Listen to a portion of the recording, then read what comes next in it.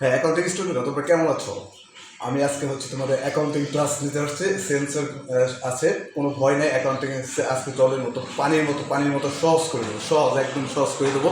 আমার সাথে থাকো, ঠিক আছে? এই ক্লাসগুলো মানে তোমরা ফাঁকিবাজির জন্য না, তাহলে তোমার জীবনটা যেগুলো ফাঁকিবাজিতে পরিণত হয়ে যাবে। দেখো, আমি একটা ইম্পর্টেন্ট ক্লাস নিতে যাচ্ছি তোমাদের জন্য। তোমাদের এই উপলক্ষে আমি একটা স্পেশাল একটা ক্লাস তোমাদেরকে গিফট করবো। সো আমার সাথে থাকো, মিস করো না কিন্তু, আমি আছি তোমাদের সাথে।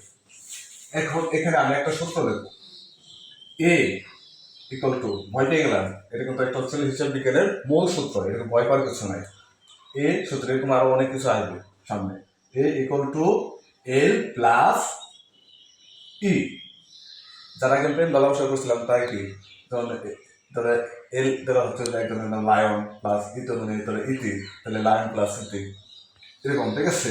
তাহলে ইকুয়াল টু কি হয়ে গেল, মানে পরবর্তী তোমাদের একটা প্রজন্ম চলে আসলো। যাই হোক, এই আমরা এই প্রেম ভালোবাসাতে যাচ্ছি না, ঠিক আছে? এই প্লাস হচ্ছে এই দুইটা হচ্ছে এক পাশে থাকবে, আর এটা হচ্ছে এক পাশে একাই অবস্থান করবে। তাহলে এই দুইটার ভ্যালু যা হবে আর এর ভ্যালু হচ্ছে সমান হবে, ঠিক দাঁড়িপাল্লার মতো, কোনো কিছু মানে আমরা ওজন করার মতো, যে সেম সেম হচ্ছে দাঁড়িপাল্লার মতো ভাবো, তাহলে এটা কিন্তু আর ভুল করবো না। তো এ ইকুয়াল টু এল প্লাস ই, এটা হচ্ছে হিসাব বিজ্ঞানের, মানে হিসাব বিজ্ঞানের মূল মূল সূত্র। মানে এই সূত্র যদি না হতো তাহলে হিসাব বিজ্ঞানের জন্ম হতো না, বলতে পারি আমরা হিসাব বিজ্ঞানের জন্ম হতো। এ কি বলছি, কি লিখছি এখানে, A equal to L plus E, A equal to L plus E, A equal to L plus E, মনে থাকবো? এই তারা কি বোঝায়? আমরা তো এক অতক্ষণ মুখস্থ করলাম এ ইকুয়াল টু এল প্লাস ই, তাহলে এতক্ষণ মুখস্থ করে আমরা কি হবে? যদি এটার মানে না জানি, আমরা যদি এটা না অর্থ জানি, তাহলে আমাদের এটা মুশকিল থাকবে থাকবে না। তাহলে আমরা এ ইকুয়াল টু যা করি, এ ইকুয়াল টু কি বলেছে, এ ইকুয়াল টু হচ্ছে ইংরেজিতে বলা হয় অ্যাসেট, অ্যাসেটস বাংলায় কি? তাহলে অ্যাসেট আমরা শব্দ এখানেও ইংরাজি, যারা ইংরেজিতে ভয় পায় তার এখানেও ইংরাজি, তাহলে মানে এখানেও ভয় কাজ করে। অ্যাসেটের বাংলাটা হচ্ছে সম্পদ। এখন অ্যাসেট না বলে আমরা সম্পদ বলবো, এক ওটা কি সম্পদ। তাহলে মনে রাখো বেশি যারা ইংরেজি ভয় পাও, আর যারা ইংরেজি বাংলার বই পারদর্শী বা দক্ষ, শব্দ জানো বা এটা তোমাদের জ্ঞাত আছে, তাহলে আমাদেরকে এটা কোনো সমস্যা নেই। এই বলতো অ্যাসেট প্লাস অ্যাসেট, মানে দ্যাট মিনস সম্পদ। তাহলে এই কলটা আমরা কি শিখলাম, এই কলটা শিখলাম হচ্ছে অ্যাসেট। এখন আমাদের হচ্ছে এল, যে আমরা লিখেছি এল এর মানেটা জানতে হবে। এল হচ্ছে কি, এল এখানে হচ্ছে এল হচ্ছে হলো ইংরেজিতে আগে লেখানো বলবো না, L L A A L I, B I A L I T Y, liability মানে কি, মানে হচ্ছে দায়, মানে কি দায়, লাইবিলিটি হচ্ছে দায়। এখন লাইবিলিটি আমরা কি শিখলাম, দায়। এরপর হচ্ছে ই, এখানে একটা শব্দ বাকি হয়েছে ই, এর মানে জানতে হবে। ই মানে কি, ইকুইটি,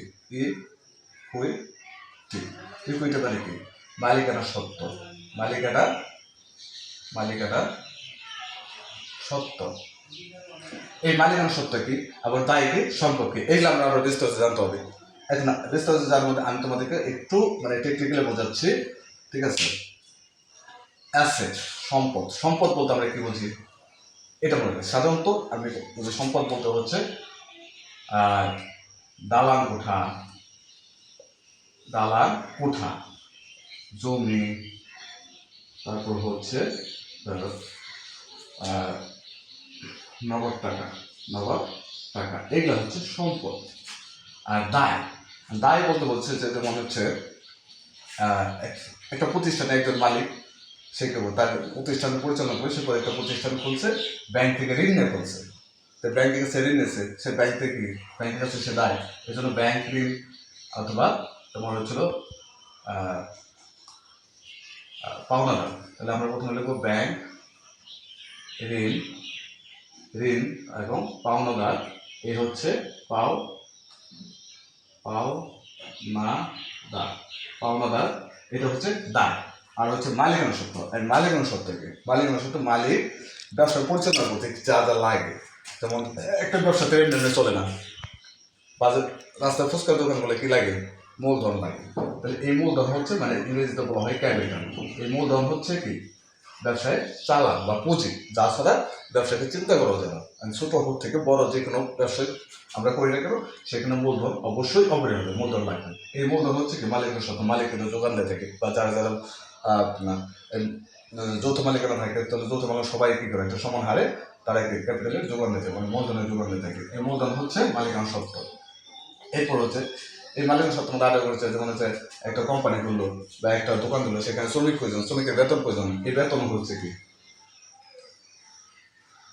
বেতন মালিকানা সত্ত্বের মতো করে। বিজ্ঞাপন মানে একটা প্রতিষ্ঠান তো এমনি চলে না, সেটাকে সার্কুলেশন করতে হয়, তাহলে এই বিজ্ঞাপন এইসব খরচগুলো আছে মালিকানা সত্ত্বের মধ্যে পড়ে। জাস্ট এতটুকু তোমরা ধারণা দেবে। এখন এই সব কিছু আমরা একটা টেকনিকের মাধ্যমে মনে রাখবো, আমরা একটা টেকনিকের মাধ্যমে মনে রাখবো। এতক্ষণ আমরা যা পড়লাম সেটাকে একটা সহজ একটা টেকনিকের মধ্যে আমি তোমাদেরকে মানে ট্রেনের মধ্যে একবারে ঢুকে দিচ্ছি, যাতে তোমরা আর ভুল না হয়, আর ভয় না হয়। ভয় পেলে কিন্তু বিশেষ ভয় পাওয়া যাবে। তাহলে এগুলো কিন্তু অত্যন্ত সহজ, অ্যাকাউন্টিং কিন্তু কোনো এত জটিল বিষয় না। তাহলে এখন আমি একটা সূত্র লিখবো, যেমন A equal to L plus C, এর মধ্যে যে সব উপাদানগুলো আছে সেটাকে আমরা একটা শর্ট টার্মের মধ্যে নিয়ে আসছি। আমি একটা শর্ট টার্মের মধ্যে নিয়েছি, সেটা আমি লিখবো এ এস বি ও, মানে কি আজ। তাহলে আমরা যদি আসবো কথাটা এই কথাটা মনে রাখি, তাহলে কি হবে আমাদের এই কথাটা মনে রাখলে এ ইকুয়াল টু এল প্লাস এর মধ্যে যে উপাদানগুলো আছে আমরা এগুলোকে সহজেই মনে রাখবো, এবং কোনটা ডেবিট এবং কোনটা ক্রেডিট হবে সেটা আমরা সহজেই বুঝতে পারবো। তাহলে এরপরে কি আমাদের এইটা জাস্ট এটা মনে রাখতে হবে। এখন এ ইকুয়াল টু এল প্লাস এর যে উপাদানগুলো, এটার মধ্যে আমরা শর্ট একটা টেকনিকের মধ্যে ম্যাজিক একটা ট্রিক, ম্যাজিক একটা শব্দ মধ্যে মনে রাখবেন, ম্যাজিক শব্দ এটা আসবে। এখন এ লিখতে হচ্ছিল অ্যাসেট, ওই যে অ্যাসেট, অ্যাসেট মানে কি, এতে অ্যাসেট মানে হচ্ছে ওই যে সম্পদ, সম্পদ। আর দিতে হচ্ছে কি এক্সপেন্স মানে ব্যয়, দিতে হচ্ছে মানে বিজনেস এক্সপেন্স, বিজনেস এক্সপেন্স মানে ব্যবসায়ী যে খরচগুলো হয় সেটা এই বির মধ্যে মানে এই বি কথাটা আমরা এখানে বোঝানো হচ্ছে বিজনেসের খরচ বা বিজনেসের ব্যবসায়ী যে ব্যয়। আর এখানে পাশে বাকি রইল হচ্ছে এস এবং ও। তাহলে এখানে আমরা নিচে লিখি এস, এস দ্বারা বোঝানো হচ্ছিল শেয়ার হোল্ডার্স ইকুইটি মানে মালিকানা সত্ত্ব, শেয়ার হোল্ডার্স ইকুইটি, এটা হচ্ছে মালিকানা সত্ত্ব।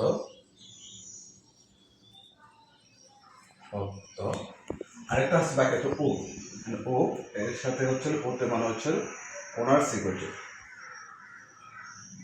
Owners equity. এটা হচ্ছে মালিকের মানে দায়, মালিকের দায়। Owners equity.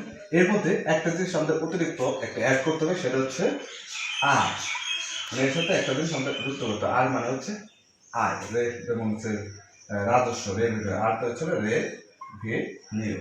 রেভিনিউ মানে হচ্ছে রাজস্ব আয়, রাজস্ব আয়, এটা মনে রাখতে হবে, রাজস্ব আয়।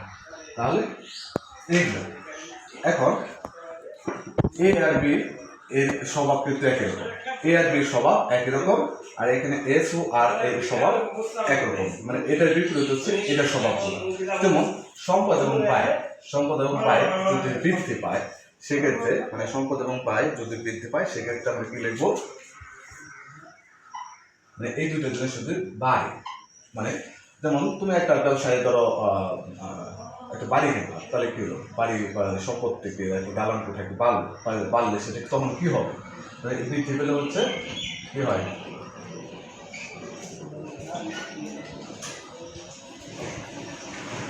ডেবিট হয়,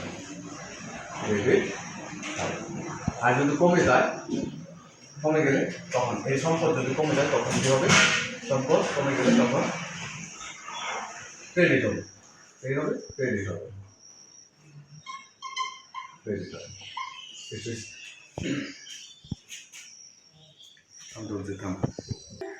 বন্ধুরা তাহলে এখানে অ্যাসেট অ্যাসেট মানে হচ্ছে যদি অ্যাসেট মানে প্লাস হলে এবং হচ্ছে বাইরে যদি প্লাস হয় সেক্ষেত্রে ডেবিট হয়।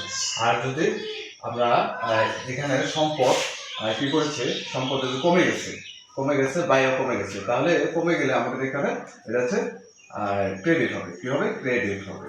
ক্রেডিট হবে। তাহলে এখানে আমরা যদি সম্পদ এবং ব্যয় বেড়ে যায় তাহলে আমাদের ডেবিট হয়। যদি বাড়ে মানে বাড়লে, সম্পদ বাড়লে ডেবিট হয়, আর সম্পদ বা ব্যয় খরচ যদি কমে যায় তাহলে ক্রেডিট হয়। তাহলে এই দুটো জিনিস আমরা কিন্তু শিখলাম।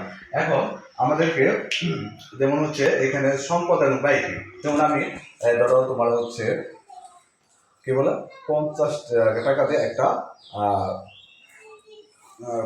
কলম কিনলাম, 50 টাকা দিয়ে একটা কলম কিনলাম। তাহলে এখন এই 50 টাকা দিয়ে একটা কলম কিনলাম, কলম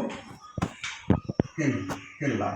তাহলে এই 50 টাকা আমার নগদ সম্পদটা এই কার কাছে কিনছি? দোকানদার কাছ থেকে কিনছি। তাহলে এই দোকানদার কি করলো? টাকাটা নিয়ে নিল। টাকাটা নিয়ে নিলে পর আমাদের টাকাটা চলে গেল, তাহলে সম্পদ কমে গেল। সম্পদ কমে গেল না? আচ্ছা, সম্পদ যদি কমে যায় সেক্ষেত্রে আমাদের কি হবে? ক্রেডিট হবে। সম্পদ কি হবে? ক্রেডিট হবে। আর যদি সম্পদ বেড়ে যায়, যেমন এখানে কলম, কলমও কিন্তু একটা সম্পদ, কলম একটা সম্পদ। এই সম্পদ কেনার পরে আমাদের কি হচ্ছে? কলম সম্পদের কারণে এই সম্পদের বৃদ্ধি পেয়েছে, আর বৃদ্ধি পেয়ে গেছে তখন আমার প্রতিষ্ঠানে এটা যুক্ত হয়েছে, যুক্ত হওয়ার কারণে এটা কি হয়েছে? তখন ডেবিট হয়ে গেছে, ডেবিট হয়ে গেছে। তাহলে বিষয়টা ক্লিয়ার? সেরকম এরকম আরেকটা তোমাদের কাছে প্রশ্ন রাখলাম, তোমরা এটা আমার কমেন্টে জানাবা। যেমন 50,000 টাকা দিয়ে আমি একটা মনিহারের দোকান থেকে বা কোনো কালিয়াকৈর বা গাজীপুর একটা দোকান থেকে একটা কম্পিউটার কিনলাম। তাহলে সেক্ষেত্রে এখানে কম্পিউটার হচ্ছে হিসাবটা ডেবিট হবে না ক্রেডিট হবে? এটা আমাকে অবশ্যই কমেন্টসে জানাবো। আর হচ্ছে তোমাদের পরবর্তী হচ্ছে এই মালিকানা সত্ত্ব, ওনার সিকিউরিটি, মালিকানার দায় এবং হচ্ছে রাজস্ব রেভিনিউ, এই তিনটা জিনিস আমি তোমাকে বলছি। মালিকানা সত্ত্ব বলতে হচ্ছে মালিক কি করে একটা ব্যবসা পরিচালনা করার জন্য মূলধন দরকার, সেই মূলধন কি করে? মালিক যোগানদার থেকে, বড় কোম্পানি যারা চালাবে তারাই তো যোগানদার থেকে। তাহলে এই মালিকানা সত্ত্বটা হচ্ছে এই মূলধন। কি হচ্ছে? এর মধ্যে মূলধন আছে। মূলধন ব্যবসায় হচ্ছে প্রাণ শক্তি। মূলধন ছাড়া কোনো ব্যবসায় হবে না, তখন যে কোনো ব্যবসা। এই মূলধন মালিকরা শেয়ার হোল্ডার্স কি? শেয়ার হোল্ডার এখানে মূলধনটা হচ্ছে যদি এক মালিকানা প্রতিষ্ঠানে তাই মালিক একজন, তাকে একাই দিতে হবে চালান বা মূলধন একা দিতে হবে। আর যদি যৌথ মালিকানা থাকে মানে একাধিক মালিক থাকে তাহলে সবাইকে সমান ভাগে মানে ওই মূলধনের যোগান দিতে হবে। এখানে বলা হয়েছে শেয়ার হোল্ডার্স ইকুইটি। এটা বলা হয়েছে শেয়ার হোল্ডার। শেয়ার মানে কি? যারা যারা ওই মানে প্রতিষ্ঠান পরিচালনায় যুক্ত আছে। এখন দুইয়ের অধিক হতে হবে, 2 জন থাকতে হবে, 5 জন থাকতে হবে, 10 জন থাকতে হবে। তাহলে এই 10 জন বা 5 জন মিলে যে মূলধন সেটা হচ্ছে কি করে? শেয়ার হোল্ডার্স ইকুইটি, মালিকানা সত্ত্ব। কিন্তু সেটা কিন্তু মূলধনই যোগান দেয়। এটা এক মালিকানা হতে পারে, আবার বহু মালিকানা হতে পারে। তাহলে এখন ওনার্স কি করে দিই? এখন মালিকের কাছে যদি ধরো 50,000 টাকা আছে, একটা ব্যবসা চালাতে নিয়েছে 50,000 টাকা, এখন তার ব্যবসাটা করতে লাগবে হচ্ছে টোটাল 1 লাখ টাকা। সে 50,000 টাকা কোথায় পাবে? সে অবশ্যই কি করবে? ব্যাংক থেকে ঋণ করবে। ব্যাংক থেকে যদি ঋণ করে তাহলে ব্যাংকের কাছে সে কি দায়বদ্ধ? ওই মালিক বা কোম্পানি পরিচালক কি দায়বদ্ধ? তাহলে এই ব্যাংক ঋণ হচ্ছে কি? এই ব্যাংক ঋণ হচ্ছে মালিকানা দায়। এই মালিকানা দায়। আর হচ্ছে রেভিনিউ, রাজস্ব আয়। রেভিনিউ হচ্ছে রাজস্ব আয়। এখন এই প্রতিষ্ঠান চালালে মালিকের কি হবে? এখন প্রতিষ্ঠান চালাতে গেলে কি হয়? ইনকামের উপরে ওই প্রতিষ্ঠানকে সরকারকে কি করতে হয়? রাজস্ব দিতে হয়। তাহলে এই রাজস্ব বা যদি সেটা কি হিসাবের মধ্যে আসবে, এই হিসাবের মধ্যে আসলে কি রাজস্ব যদি আমি বলতে আমরা কি বলি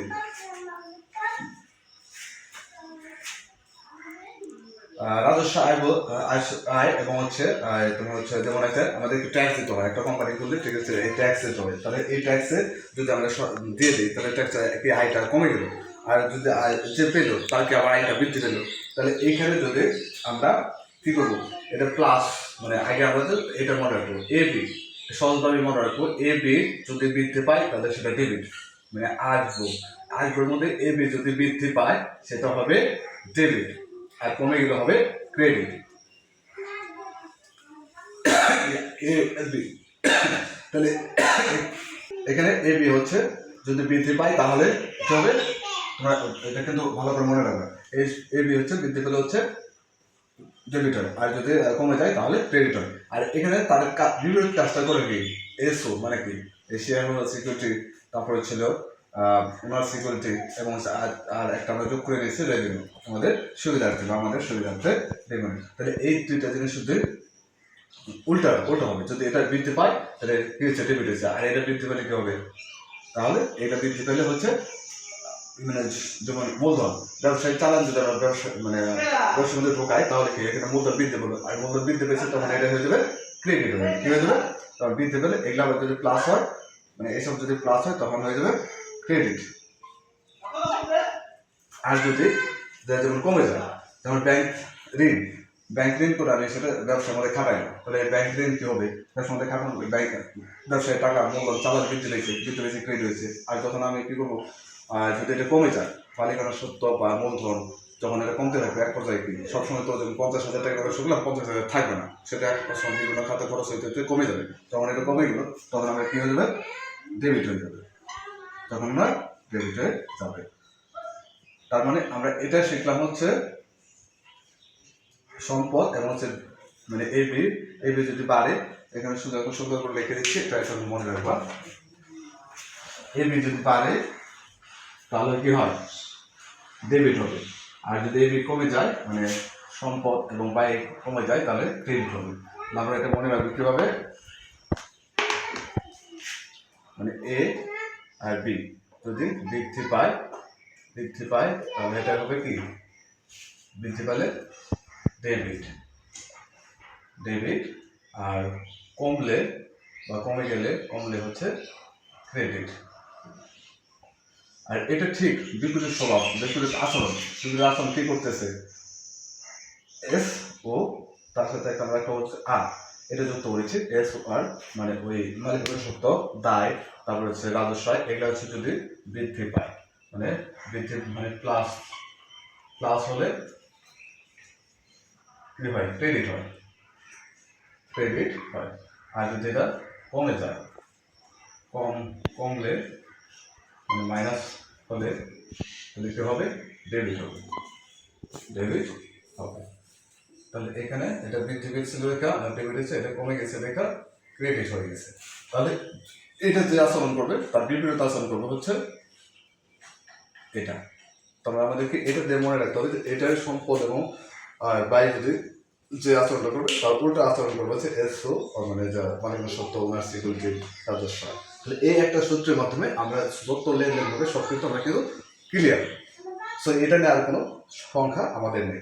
সো বন্ধুরা, তোমাদের ওই প্রশ্নটা আমাদের কমেন্ট করতে হবে যে আমরা কয়েকটা কোম্পানির জন্য বা আমরা একটা প্রতিষ্ঠানের জন্য বাজার থেকে একটা কম্পিউটার কিনেছি, সেটা হচ্ছে কম্পিউটার কিনেছে, কম্পিউটার হচ্ছে ডেবিট হবে না ক্রেডিট হবে, সেটা অবশ্যই আমাকে কমেন্টস করে জানাবো। দেখা হবে পরবর্তী ক্লাস।